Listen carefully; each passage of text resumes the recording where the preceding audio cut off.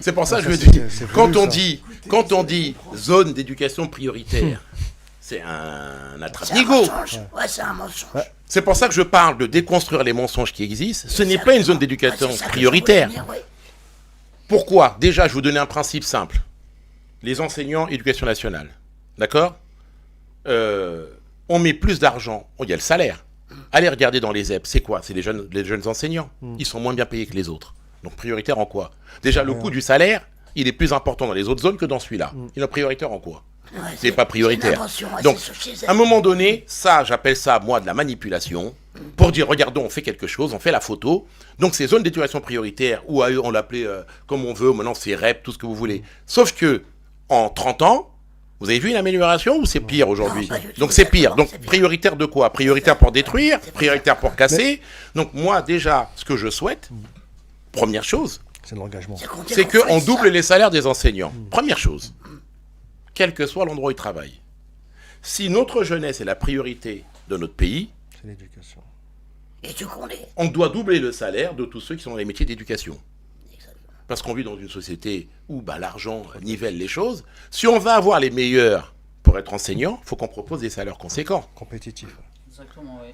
Donc déjà, je suis pour qu'on les double. Je suis aussi pour autre chose, qu'on mette les plus expérimentés dans les endroits les plus compliqués et les bleus dans les endroits les plus simples. Donc, pour cela, il y aura aussi un système de primes. Mais en même temps, il faut changer les mentalités.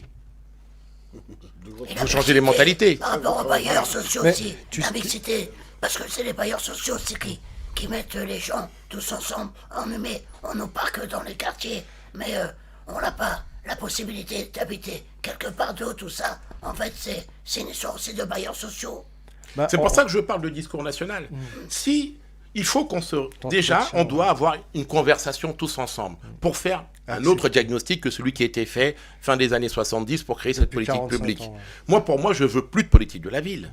Parce que c'est une façon de traiter des gens qu'on considère différents à part, avec une politique à part. Ça ne m'intéresse plus. Moi, je préfère qu'on revienne dans le droit commun. Et avant tout, qu'on puisse avoir un dialogue national pour sortir d'un constat et se dire, oui, si on veut stopper ces histoires de ghetto, on ne peut pas avoir une concentration de logements HLM uniquement dans les mêmes endroits. Ouais. C'est pas possible. Donc pour ça, une fois qu'on a fait ce constat, soit on a envie d'y aller, soit on n'a pas envie d'y aller. Voilà. Quand on fait des constats et qu'on est en situation...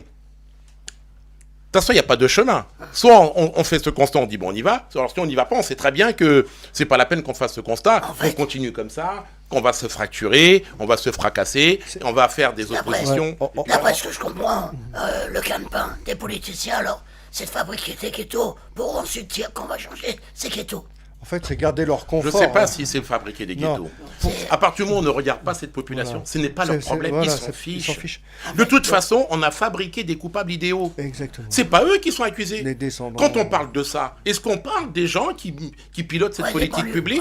Est-ce qu'on parle des hauts fonctionnaires qui ont piloté cette politique publique? Est-ce qu'on parle des politiques qui ont été ministres de cette politique publique? Non.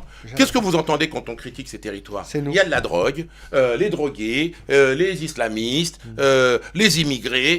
C'est tout ce que vous voulez. Mais ce ne sont certainement pas ceux qui pilotent ces politiques-là. Donc, quel est le problème pour eux? Et de toute façon, il n'y a pas de mobilisation. Et moi, je vais vous dire autre chose encore, parce que moi, j'aime bien quand on fait du 360. Non seulement il n'y a pas de mobilisation, et dans nos territoires, on nous dit qu'il y a de la solidarité entre nous. La solidarité, c'est quand quelqu'un est en train de crever. Alors, on vient regarder s'il est bien mort. S'il n'est pas mort, on va lui donner un peu de force. Mais pourquoi on va lui donner de la force? Parce que ça nous donne aussi un sens social. Tiens, j'ai quelqu'un. Mais par contre, dès que quelqu'un a réussi, tout d'un coup, vous entendez, t'as vu lui, il se la raconte, c'est un bâtard, et ceci et cela. Donc, ce mythe aussi de solidarité, c'est pour ça que je parle de diagnostic au départ, ce mythe de solidarité, il faut arrêter. Il n'y a aucune solidarité. Oui, c'est vrai. Moi, je voulais faire